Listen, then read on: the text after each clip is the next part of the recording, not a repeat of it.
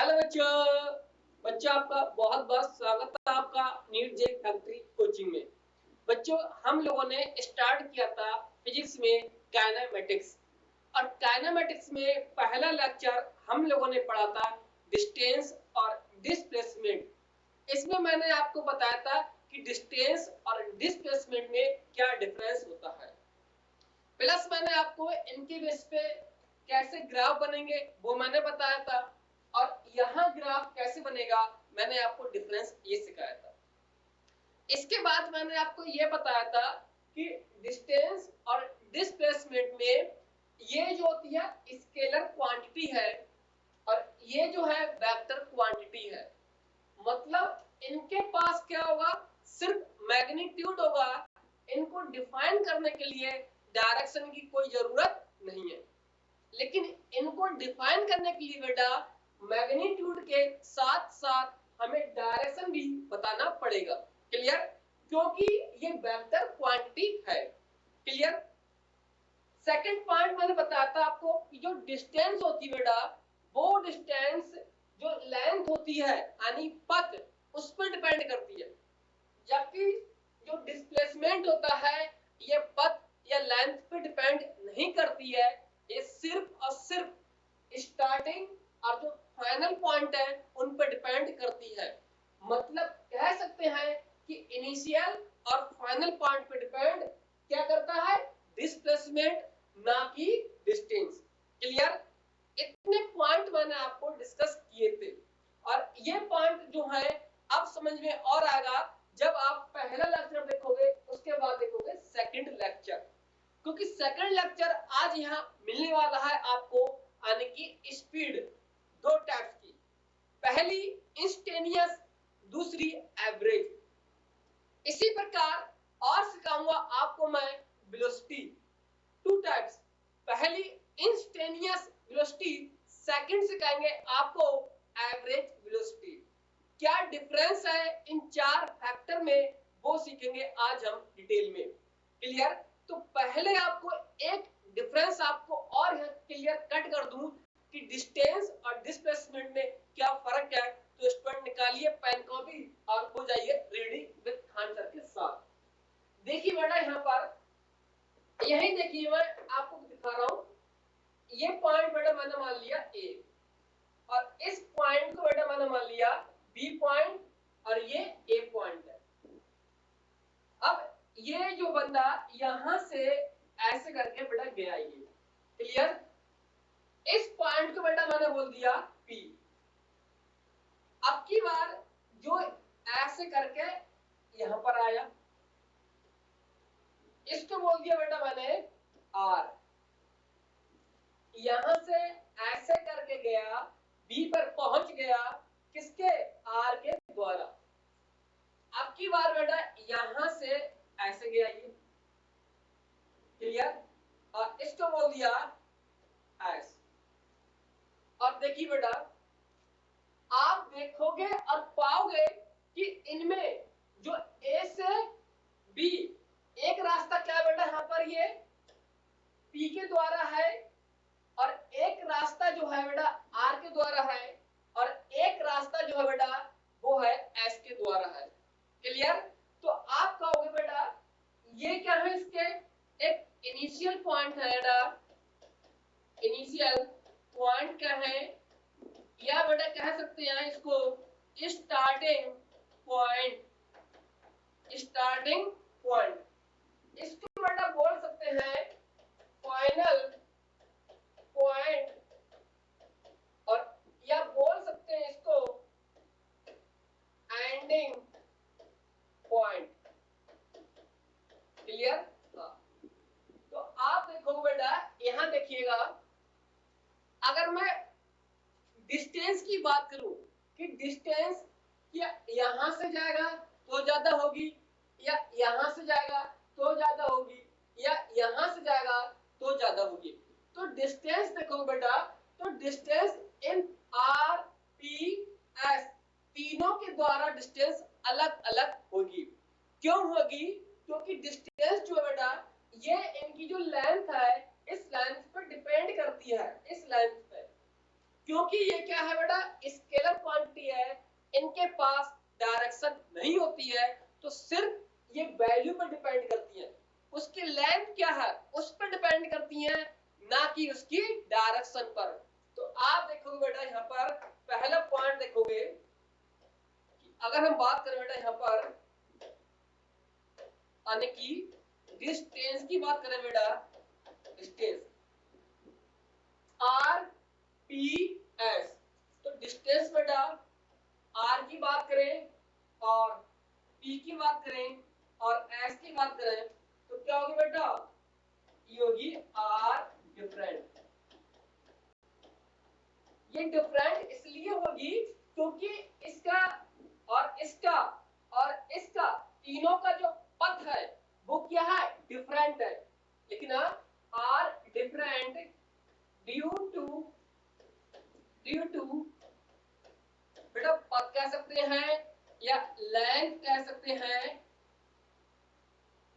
Length are variable, क्योंकि इन तीनों के द्वारा जो लेंथ है बेटा आने की पथ क्या है, वेरिएबल है, इसलिए जो डिस्टेंस होगी वो भी डिफरेंट होगी, ये क्वांटिटी आ गई। क्लियर। और डिस्प्लेसमेंट क्या होगा बेटा इनका, डिस्प्लेसमेंट क्या होगा, डिस्प्लेसमेंट बेटा आर की बात कर रहे हैं हम लोग, पी की बात कर रहे हैं और एस की बात कर रहे हैं, आर सेम। ये सेम क्यों है, रीजन लिखिएगा, विद ड्यू टू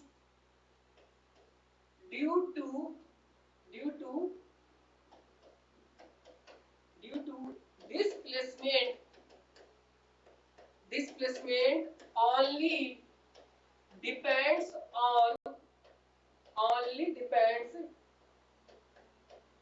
upon, किस पर डिपेंड करता है, depends upon the initial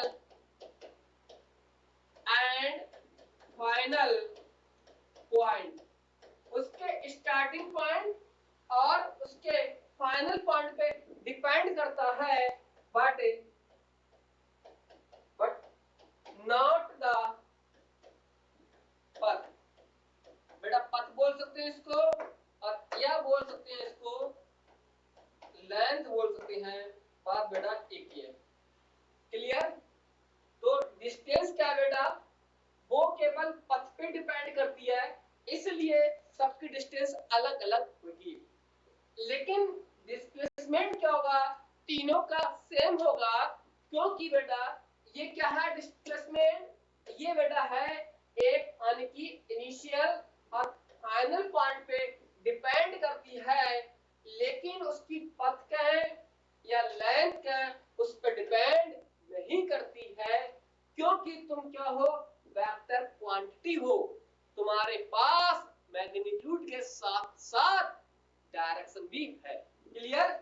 इसीलिए देखिए बेटा यानी कि आर पी एस, यहां से जाए गाड़ी, चाहे गाड़ी यहां से जाए, चाहे गाड़ी यहां से जाए, तीनों में क्या होगा, डिस्प्लेसमेंट सेम होगा। क्लियर। तो ये पॉइंट था, मैंने पिछले लेक्चर में लिखवा दिया था और उसको मैंने रिव्यू कराने के लिए एक एग्जांपल के मैंने आपको समझा दिया। क्लियर। अब जिनकी मैंने की चर्चा कि 4 पढ़ेंगे फैक्टर यानी कि 2 वेलोसिटी के और 2 पढ़ेंगे स्पीड के, तो आओ उन पे की जाए चर्चा। बेटा स्टार्ट करते हैं इस चर्चे को। देखिए बेटा यहाँ पर तो सबसे पहले बेटा मैं उठाता हूँ स्पीड को, कि स्पीड को अपने सिंपल लफ्जों में कैसे डिफाइन करेंगे, तो हो जाओ बेटा रेडी। क्योंकि स्पीड क्या है बेटा, देखिए बेटा स्पीड क्या है, कुछ भी आपको बेटा याद नहीं करना है, सब आपको लॉजिकल समझना है। स्पीड के बारे में पता होना चाहिए कि स्पीड की क्या क्या क्वालिटी होती है, कि स्केलर है या वेक्टर है, तो आओ जानते इसके बारे में। पहली बात बेटा ये है लिखना ये, लिखना कि it is a scalar quantity, it is a scalar quantity, scalar quantity है, अब फिर लिख देना हैविंग ओनली मैग्नीट्यूड, इसके पास बेटा कोई डायरेक्शन की कोई जरूरत नहीं है, सिर्फ क्या होगा मैग्नीट्यूड होगा, क्योंकि स्केलर क्वांटिटी है कौन बेटा यानी कि स्पीड। क्लियर। फिर लिखना मैंने आपको बताया था पिछले लेक्चर में, और जब मैंने आपको वेक्टर पढ़ाया था मैंने बताया कि मैग्नीट्यूड नेवर नेगेटिव, मैग्नीट्यूड कभी नेगेटिव नहीं हो सकता। तो फिर लिखिए यहां पर बेटा, लिखना कि speed speed never negative, speed बेटा कभी नेगेटिव नहीं हो सकती, क्योंकि ये क्या है बेटा एक स्केलर क्वांटिटी होती है, और स्केलर क्वांटिटी होती है मतलब ये एक मैग्नीट्यूड है, किसी की कोई वैल्यू होती है। क्लियर। इसलिए नेगेटिव नहीं होती है।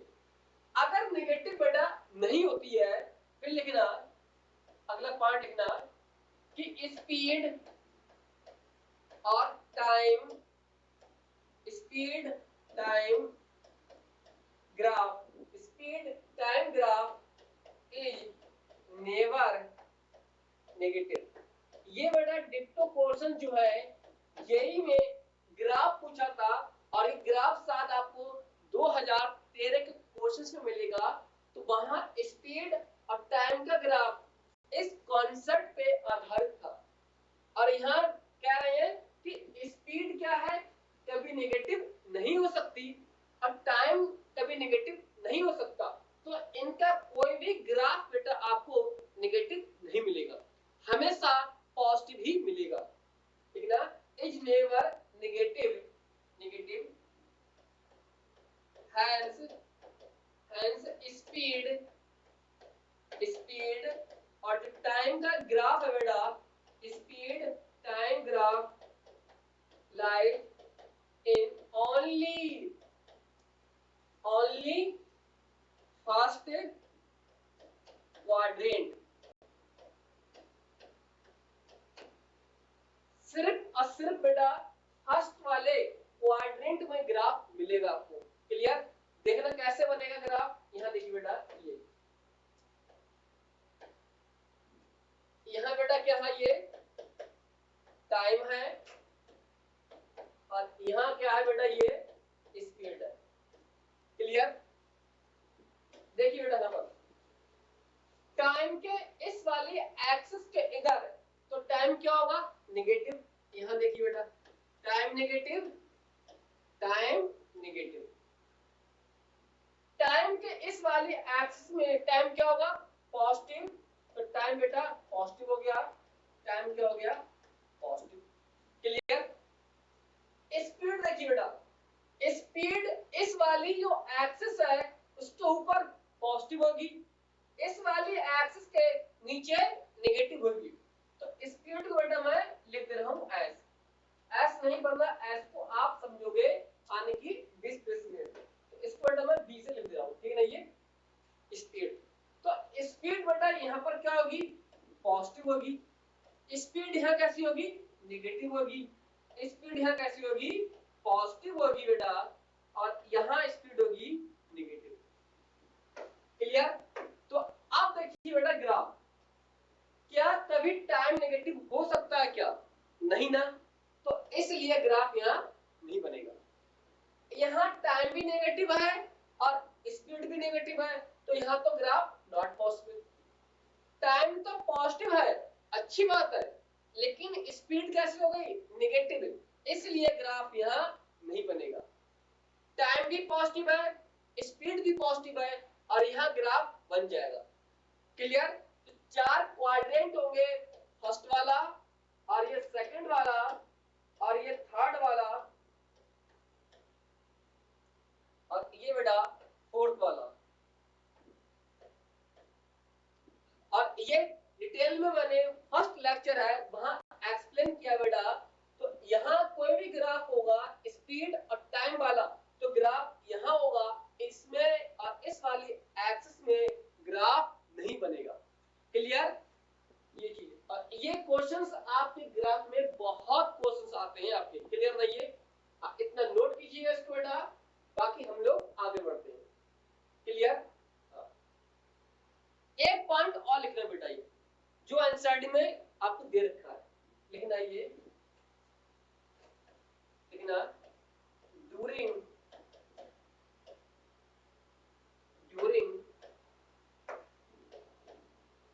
a motion during a motion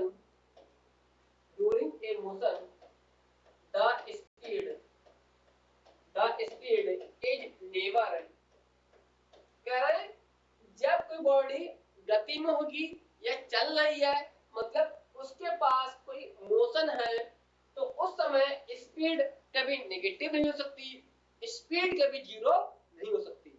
क्यों नहीं हो सकती? क्योंकि during the motion distance never zero, distance never negative. जब डिस्टेंस नहीं होगी तो क्या स्पीड होगी बेटा? क्या नहीं ना, speed is never negative. Never negative का है या जीरो, ठीक? कभी भी नहीं हो सकती नेगेटिव और जीरो जब बॉडी मोशन में है या चल रही है। क्लियर? इतना पॉइंट होगा बेटा, और ये पॉइंट बेटा आपके लिए बहुत सफिशिएंट है। फिर लिखते हैं बेटा इसकी यहां पर डिफिनेशन कि स्पीड को हम लोग कैसे अपने अल्फाजों में कहेंगे, कि आओ स्पीड तुमको एक्सप्लेन किया जाए। तो स्पीड कहेंगे यार, पहले तो आप मेरे पास लेके आइएगा स्केलर क्वांटिटी। तो हमने सोचा अच्छा स्पीड है, मतलब डिस्प्लेसमेंट तो आ नहीं सकता, क्योंकि उनके पास डायरेक्शन है। तो अब लाना पड़ेगा डिस्टेंस को, क्योंकि उसके पास है सिर्फ वैल्यू, मतलब मैग्नीट्यूड है उसके पास। क्लियर? तो लिखिएगा नोट बेटा, लिखना। और यहाँ पहला पार्ट लिखवा रहा बेटा आपको, ये यानी कि स्पीड इज टू टाइप्स। पहला है इंस्टेनियस, अब दूसरा है बेटा एवरेज। तो बेटा इसको लिख लेना बेटा, पहला है इंस्टेनियस, शॉर्ट में लिख देना इंस्टेनियस, अभी लिखेंगे पूरा इसको, ठीक? यहां बेटा क्या है, ये एवरेज। इंस्टेनियस चलो लिख लो उसको, ये इंस्टेनियस, चलो मैं इधर लिख रहा हूं बेटा, ठीक है? ये इंस्टेनियस स्पीड टू टाइप्स की है, पहली इंस्टेनियस, दूसरी है एवरेज। क्लियर? तो पहले जो है इंस्टेनियस छोटी है, तो आइए पहले इसको पढ़ लेते हैं, बाद में पढ़ेंगे इसको बेटा। क्लियर? देखिए इतना बेटा आपने नोट कर लिया होगा ना, ये नोट कीजिए अच्छे से इसको, इसलिए। क्लियर? फिर हम लोग आगे बढ़ते हैं। देखिए बेटा, पहला पॉइंट बेटा उठा रहा हूं आपके सामने, लिखना इंस, और बेटा बच्चे कहते हैं क्लास में कि सर क्या ये दो बार आएगा? तो बेटा ये दो बार लिखना पड़ेगा आपको, इंस्टेनियस, ठीक? क्योंकि आप भी समझे कि सर ने गलती में टेन दो बार लिख दिया, बेटा दो बार नहीं, ये लिखना पड़ेगा, ठीक? इंस्टेनियस, क्योंकि बच्चे बेटा अपनी बुद्धि अलग अलग लगाते हैं, वो सोचता है कि सर मिस्टेक कर दी है, ठीक है? ये होता है इंसान से मिस्टेक, ऐसी कोई बात नहीं है। इंस्टेनियस स्पीड, ठीक? अब इंस्टेनियस है, तो ये इंस्टेनियस का बेटा मीनिंग क्या है, इसको बॉक्स में बंद करो, और इसका मीनिंग क्या होता है। इस वाले जो वर्ड है, इस वर्ड का मीनिंग क्या होता है, लिखिएगा बेटा, लिखना। इसका मतलब होता है एट पर्टिकुलर टाइम, यानी किसी एक मोमेंट पर, किसी एक स्पेसिफिक टाइम पर, या किसी एक क्षण के लिए। तो लिखना यानी किसी एक क्षण। इसका मतलब ये होता है बेटा, इंस्टेनियस का मतलब कहीं पर भी मिल जाए इंस्टेनियस, तो इसका मतलब होता है किसी एक क्षण पर, किसी एक पर्टिकुलर टाइम पर, किसी एक स्पेसिफिक टाइम पर। क्लियर? हाँ, तो लिखना इसका मतलब क्या बेटा, इसका लिखना यहाँ पर ये लिखना, it is the ratio of ratio of the distance। बेटा यहाँ डिस्प्लेसमेंट नहीं आएगा, क्योंकि ये स्पीड जो है एक स्केलर क्वांटिटी है। स्केलर क्वांटिटी है तो यहाँ बेटा सिर्फ स्केलर क्वांटिटी ही लेंगे, वेक्टर क्वांटिटी नहीं लेंगे। Clear? It is the ratio it is the ratio बेटा, यहाँ थोड़ी बेटा ये it is the ratio of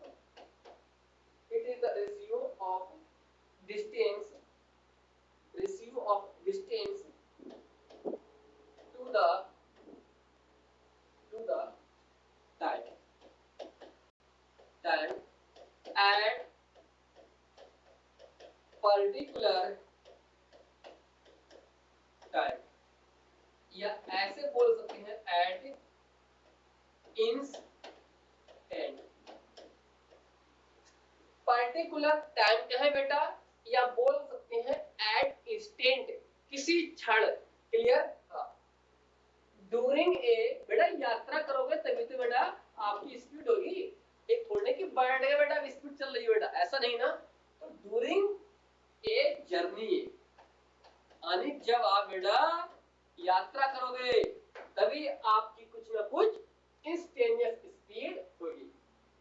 तो मेन पॉइंट बेटा आपको बॉक्स में क्या बंद करना है, स्पीड अब किसका रेशियो, एक पर्टिकुलर टाइम, यानी किसी एक इंस्टेंट, यानी किसी एक क्षण। क्लियर? ये वैल्यू है। तो अब आपको मैं अपने अल्फाजों में बता दूं बेटा कि इंस्टेंटेनियस स्पीड या एवरेज में मतलब क्या होता है। अब ये जरूरी नहीं बेटा कि इंस्टेंटेनियस स्पीड हो सकता है इंस्टेंटेनियस पावर हो सकता है बेटा इंस्टेंटेनियस एक्सीलरेशन हो। तो कोई भी फैक्टर बेटा जुड़ जाए इंस्टेंटेनियस के आगे, उसका मीनिंग रहता है सेम। क्लियर? तो पहले समझते हैं कि इंस्टेंटेनियस का मतलब क्या होता है और एवरेज का मतलब क्या होता है।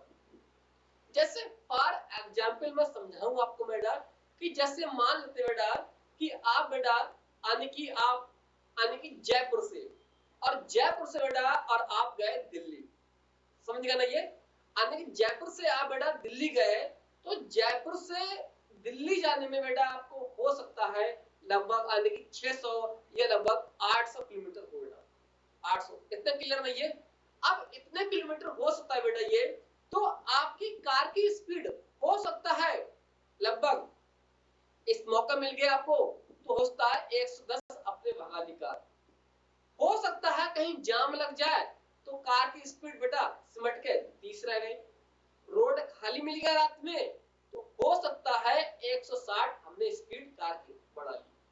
अब जब आप जयपुर से दिल्ली पहुंचे और फिर हमने पूछा कि भाईजान अब बताओ कि आपकी स्पीड क्या रही, तो भाईजान ने कहा देखिए सर मेरी जो स्पीड है वो ओवरऑल यानी 50 के रही।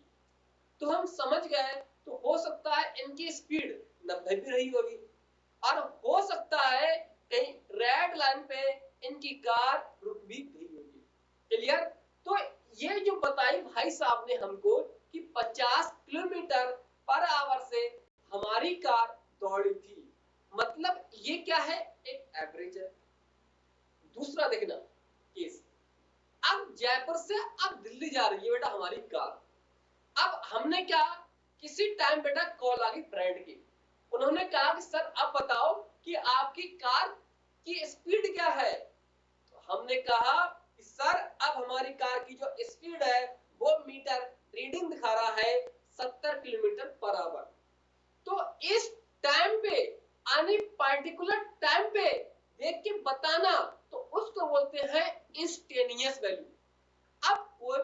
इंस्टेनियस स्पीड हो या इंस्टेनियस वेलोसिटी हो या इंस्टेनियस एक्सेलरेशन हो या इंस्टेनियस पावर हो या इंस्टेनियस करंट हो, तो एनी फैक्टर हम ऐड कर सकते हैं इंस्टेनियस के आगे, लेकिन इंस्टेनियस का जो वर्ड है, जो मीनिंग है, वो चेंज नहीं होता है। क्लियर? तो इसका मतलब क्या है, किसी एक स्पेसिफिक का है, पार्टिकुलर का है या किसी क्षण का है। क्लियर? तो ये इनका मीनिंग होता है बेटा। क्लियर? डिस्टेंस कोली, क्योंकि स्पीड है बेटा एक स्केलर क्वांटिटी, तो इनका लिखना फार्मूला बेटा, तो स्पीड बेटा, और स्पीड को बेटा मैंने b से लिखा है। ठीक, बहुत से बच्चे कहते हैं कि सर स्पीड को आप ऐसे लिख लीजिएगा और वेलोसिटी को ऐसे लिख लीजिए, तो बेटा ये जरूरी नहीं है। आपको नीट में पेपर आएगा तो वो लिख देगा कि बेटा ये डिस्प्लेसमेंट है, डिस्टेंस है, स्पीड है या वेलोसिटी है। ठीक, तो वो ऐसे हमारे पास कोई साइन नहीं है कि इंडिकेटर उनको केवल ऐसे किया जाए। ठीक, हाँ, तो ये बेटा क्या है, इंस्टेनियस स्पीड, इसकी वैल्यू क्या होती है बेटा, लिखना डी एक्स डी टी, और इसकी बेटा जो लिमिट होगी बेटा, वो लिमिट बेटा यहाँ पर लिखना आने की टी से लेकर के बेटा यहाँ पर 0, ये बेटा यहाँ पर क्या होगी, लिमिट होगी इसकी। तो ये क्या आ गया बेटा आपके सामने, ये एक आ गया फार्मूला। डी एक्स क्या है बेटा, ये होता है, मैं लिख रहा हूं उसको, ये ऐसे लिखना बेटा, ये आने की डिस्टेंस बेटा, फिर क्या आएगा, टाइम। क्लियर? हाँ, अब ये जो बेटा वैल्यू है ना, ये वैल्यू बेटा यानी स्मॉल वैल्यू होगी, यानी छोटी वैल्यू होगी, और ये भी बेटा क्या होगी ना, ये भी बेटा एक स्मॉल टाइम होगा, स्मॉल टाइम होगा, स्मॉल डिस्टेंस, क्योंकि बेटा ये किसी एक स्पेसिफिक टाइम की वैल्यू होती है। क्लियर? हाँ, और ये जो सवाल आएगा इस पे, वो मिलेगा आपको डिफरेंशिएशन के बेस पे, या हो सकता है इंटीग्रेशन के बेस पे आपको। क्लियर? हाँ, तो वो आगे करेंगे सॉल्व, पहले अभी हम अपनी भूमि तैयार कर ले। तो ये क्या बन गया बेटा, इंस्टेनियस का फार्मूला, समझ गया ना? तो इंस्टेनियसली क्या बताया मैंने कि एवरेज और इंस्टेनियस में क्या डिफरेंस, तो इंस्टेनियस पे हमने देखा कि किसी एक पार्टिकुलर टाइम पे किसी की वैल्यू को फाइंड करना, उसको बोलते हैं इंस्टेनियस, लेकिन पूरी जर्नी के दौरान यानी कि एवरेज वैल्यू फाइंड करना, उसको बोलते हैं एवरेज। क्लियर? तो दूसरी वैल्यू लिखी बेटा यहाँ पर, एवरेज स्पीड क्या होती बेटा, एवरेज स्पीड क्या होती है। क्लियर? अब एवरेज का मतलब होता है बेटा, लिखना इसका मतलब, इसका मतलब होता है बेटा, लिख देना यानी टोटल क्या है या होल, टोटल या होल टाइम इंटरवल। कहीं पर भी आपको एवरेज स्पीड मिले, एवरेज वेलोसिटी मिले, एवरेज एक्सेलरेशन मिले, एवरेज पावर मिले या एवरेज करंट, इनका मतलब होता है कि जितनी देर हमारा चल रहा है, प्रोसेस चल रहा है, उसके दौरान कितना टाइम लग रहा है, वो टोटल टाइम लेते हैं। क्लियर? अगर ग्राफ के बेस पर दिया गया है तो 2 पॉइंट के टाइम इंटरवल लेंगे हम लोग इसको। अब स्पीड क्या है बेटा, स्केलर क्वांटिटी, तो क्या आएगी यहाँ पर, डिस्टेंस आएगी। तो लिखिए बेटा, इट इज द, बेटा ये नए नहीं है, ये कितना है, I, it is the ratio of, it is the ratio of the total distance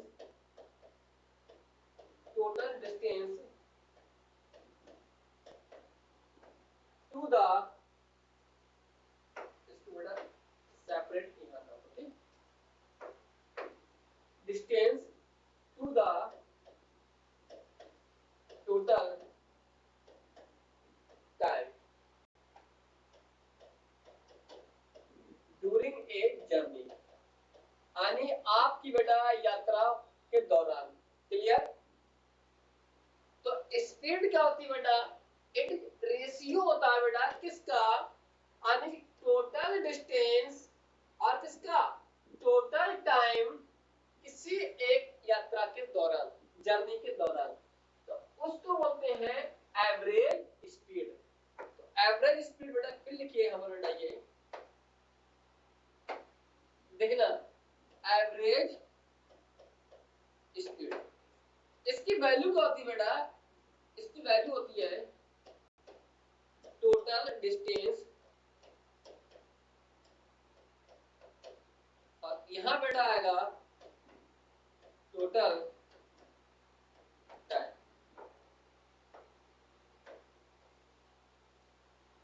ये सवाल हुआ एवरेज स्पीड निकालने का, टोटल डिस्टेंस, टोटल टाइम।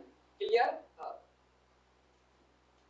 और भी लिख सकते हैं बेटा इसको हम लोग, टोटल डिस्टेंस और यहाँ पर क्या, अगर इनकी बेटा यूनिट निकालें, जनरल पॉइंट, अब नोट कर लेना अलग से पॉइंट, नोट। यूनिट कैसे पहचानेंगे कि ये स्पीड है या एक्सेलरेशन है या फोर्स है?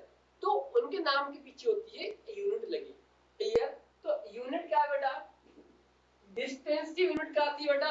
मीटर। तो मैंने यहां लिख दिया अनेक मीटर। टाइम की क्या होती है? सेकंड, यहां लिख दिया मैंने सेकंड है। तो इसकी वैल्यू क्या होगी बेटा? ये आ गई इसकी यूनिट आ गई।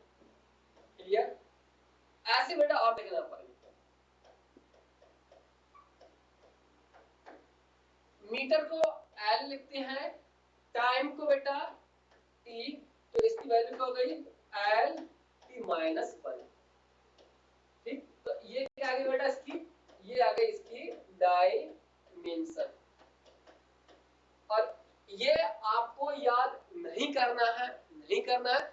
जैसे जैसे आपकी चीजें आगे पढ़ते जाओगे तो खुद ब खुद आपको चीजें याद होती जाएंगी। क्लियर? अब वो एवरेज वेलोसिटी पूछे या इंस्टेंटेनियस पूछे, सबकी वैल्यू जो यूनिट होती है बेटा वह यूनिट सेम होती है। एवरेज या इंस्टेंटेनियस से फर्क नहीं पड़ता उनके यूनिट और डायमेंशन पे। जो इसकी यूनिट है बेटा वही यूनिट इसकी होगी बेटा, वही यूनिट इसकी होगी। तो इसकी बेटा लिख सकते हैं यूनिट क्या आएगी? मीटर और सेकंड। डायमेंशन लिखोगे तो एल टी माइनस 1। क्लियर? तो ये याद मत करना चीजें, क्योंकि आगे सब आपको याद हो जाएगा जैसे आप पढ़ोगे आगे। क्लियर? हाँ, स्पीड मैंने इसको डिफाइन कर लिया, स्पीड क्या है। और दो फैक्टर, एक था बच्चों एवरेज और एक था इंस्टेंटेनियस। इसी के बेस पे अगर थोड़ी की जाए चर्चा with the help of direction को डिफाइन करते हुए, तब आता है दूसरा फैक्टर जिसको बोलते हैं वेलोसिटी। तो वेलोसिटी बोलेंगे तो वो भी दो टाइप्स की है, पहली इंस्टेंटेनियस और सेकंड है रूल उसका यानी एवरेज। तो देरी ना करते हुए बेटा उसको भी स्टार्ट करते हैं, फिर इनके करते हैं कुछ न्यूमेरिकल। क्लियर? देखिए बेटा, वेलोसिटी लिखना बेटा, यानी कि थर्ड है वेलोसिटी। वेलोसिटी मतलब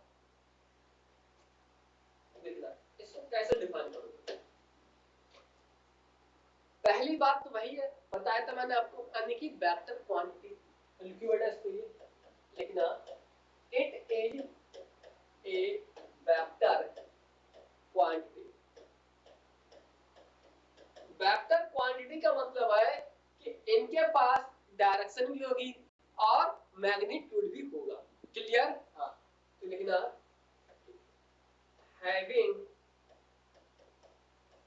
having both magnitude as well as magnitude as well as as direction. इनको केवल मैग्नीट्यूड कहने से काम नहीं चलेगा, वरना ये नाराज हो जाएगी। क्यों? इसका पूरा नाम बोलोगे विद ऑनर के साथ कि कहां जा रहे हो, इसमें काम नहीं चलेगा। किधर जा रहे हो, मतलब वैल्यू के साथ साथ ये हमें डिफाइन करना पड़ेगा कि आप किधर जा रहे हैं, कितनी स्पीड से जा रहे हैं, ये भी बताना पड़ेगा यहाँ पर। क्यों? डायरेक्शन है और मैग्नीट्यूड है। क्लियर? और लिखिए, आप जानते हैं बेटा, यहाँ देखिए बेटा, ये रूल देखिए बेटा यहाँ पर, ये कि वेलोसिटी नेगेटिव क्यों होती है, पॉजिटिव क्यों होती है। देखिए बेटा यहाँ पर, इसको लिख दिया बेटा मैंने ईस्ट यानी कि आई कैप, इसको लिख दिया नॉर्थ यानी कि जे कैप, इसको लिख दिया बेटा मैंने वेस्ट और यहाँ लिख दिया बेटा माइनस के आई कैप, यहाँ लिख दिया साउथ माइनस के जे कैप। ईस्ट आई, नॉर्थ जे और वेस्ट क्या है माइनस आई, साउथ है माइनस जे। अब ये क्या है बेटा, इनकी ये है इनकी ओरिजिन होती है। अगर इस वाली एक्सिस को पॉजिटिव मान ले तो ये वाली एक्सिस नेगेटिव होगी, इसको मान लो तो पॉजिटिव तो ये नेगेटिव होगी, क्योंकि इनमें डायरेक्शन को हमें डिफाइन करना पड़ेगा, क्योंकि ये मैग्नीट्यूड तो है साथ ही साथ इनके क्या डायरेक्शन है पर। क्लियर? तो इसलिए इनकी डायरेक्शन बेटा ये आने की पॉजिटिव भी हो सकती है, डायरेक्शन नेगेटिव भी हो सकती है। जैसे देखिए बेटा, ये वाली पॉजिटिव भी है फिर नेगेटिव है, ये पॉजिटिव है नेगेटिव है, इसलिए पॉजिटिव और नेगेटिव दोनों डायरेक्शन यहाँ पर होंगे। क्लियर? इस पार्ट में लिखना कि वेलोसिटी लिखना हैंस,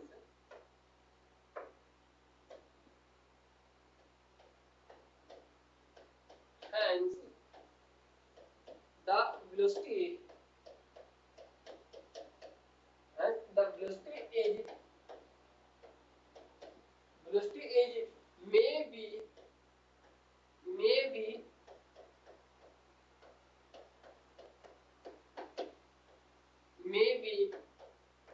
negative and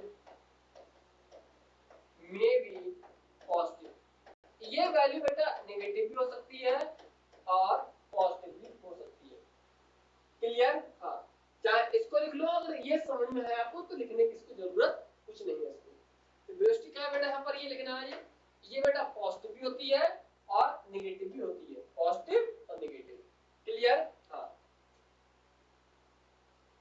और देखना इसको वैल्यू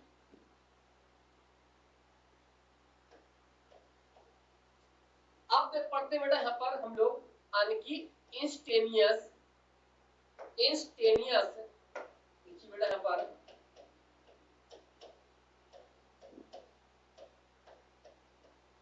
इंस्टेनियस वेलोसिटी, और इसके बेटा लिखोगे आप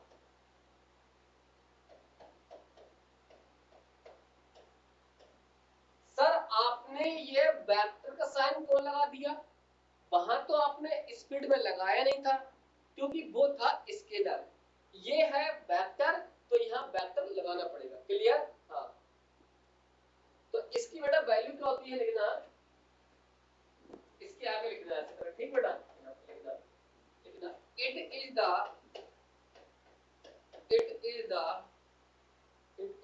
ratio of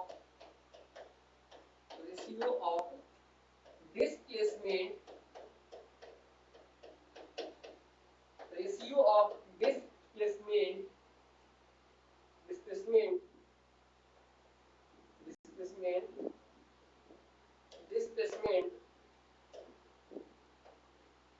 displacement to the, बेटा ये टू है, आपको लगेगा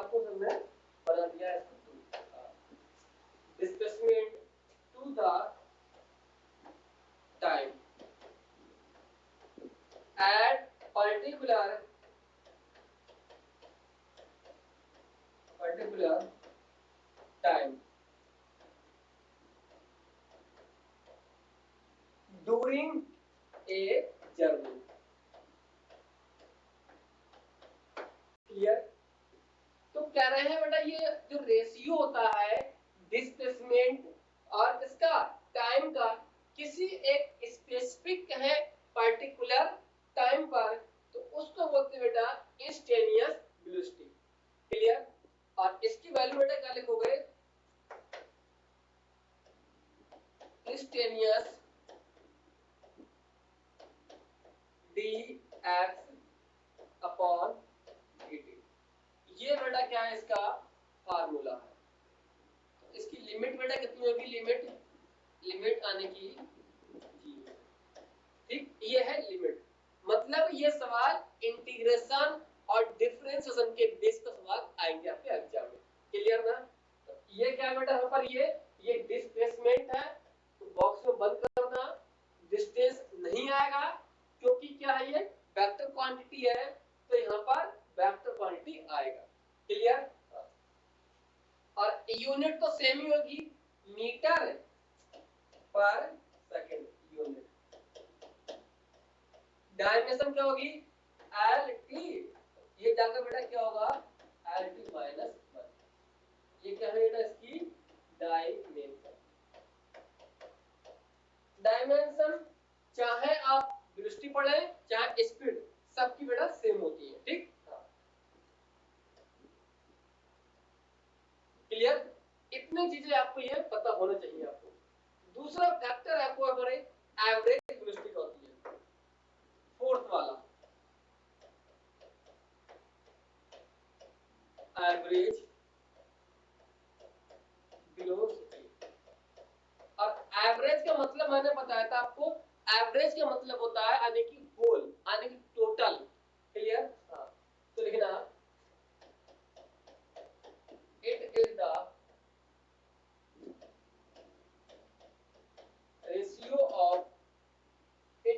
ratio of total displacement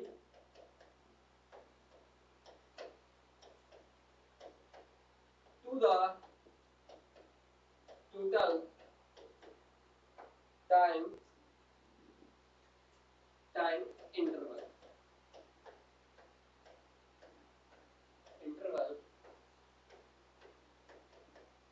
during a journey। Clear? तो बेटा यहाँ क्या बोलोगे आप? यहाँ बोलोगे आप आने की टोटल डिस्प्लेसमेंट और टोटल टाइम, तो उसको बोलेंगे बेटा क्या? एवरेज वेलोसिटी बोलेंगे। क्लियर? हाँ, यहाँ फार्मूला क्या आ गया बेटा? देखना है एवरेज वेलोसिटी। यहाँ वैल्यू क्या आएगी बेटा? यहाँ पर लिखना है कि टोटल डिस्प्लेसमेंट और यहाँ पर आएगा टोटल टाइम। क्लियर? तो टोटल डिस्प्लेसमेंट और टोटल टाइम, तो इसको बेटा लिख लो यहाँ पर dx और यहाँ टाइम। क्लियर? हाँ। अब डिस्प्लेसमेंट है तो यहाँ दो पॉइंट होते हैं, एक इनिशियल पॉइंट, एक फाइनल पॉइंट, तो इसलिए मैंने लिख दिया चेंज यहाँ पर। क्लियर? तो इनकी वैल्यू क्या आएगी बेटा? यहाँ पर इसके आगे लिखना ये आने की x2 माइनस x और यहाँ t2 माइनस t1। तो ये बेटा आपको क्या आ गया? ये एक फार्मूला यहाँ से तैयार हो गया। ये वेक्टर के साथ लिखोगे क्योंकि वेक्टर का साइन लगा हुआ है यहाँ पर, लेकिन अगर आपने ऐसे लिख दिया तो ये बेटा मैग्नीट्यूड है। ये यहाँ लिखोगे आप x2 x1 मैग्नीट्यूड और यहाँ टाइम टू टाइम t1। तो ये बेटा क्या है? मैग्नीट्यूड है। और ये क्या है बेटा? ये वेक्टर की फॉर्म में है, क्योंकि वेक्टर फॉर्म में है। और ये लिखा है बेटा मैंने मैग्नीट्यूड लिखा है, क्योंकि आपको ये मतलब पता होना चाहिए, तभी आप आगे के सवाल बेटा कर पाओगे, जो आप बेटा यानी ग्राफ के बेस पे सवाल आएंगे। ग्राफ के बेस सवाल वो ऐसे टाइप के आएंगे, ये रूल नहीं पता होगा आपको तो ग्राफ के सवाल फिर बेटा आपको प्रॉब्लम फीड कर देंगे। क्लियर?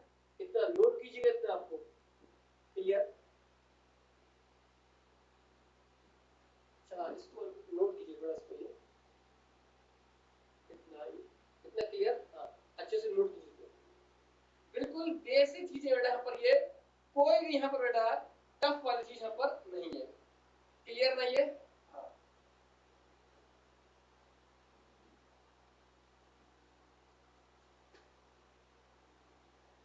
इतना क्लियर बेटा ये। अब आपको बेटा मैं एक सवाल देता हूँ, अपने पास से सवाल आपके लिए।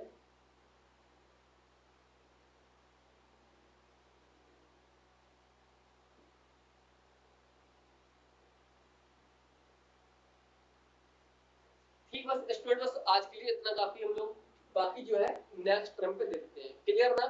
हाँ, बस अपना ख्याल रखिए। ओके बाय, बाकी मिलते हैं किसी नेक्स्ट लेक्चर में। तब तक के लिए स्टूडेंट थैंक यू, बस ओके बाय।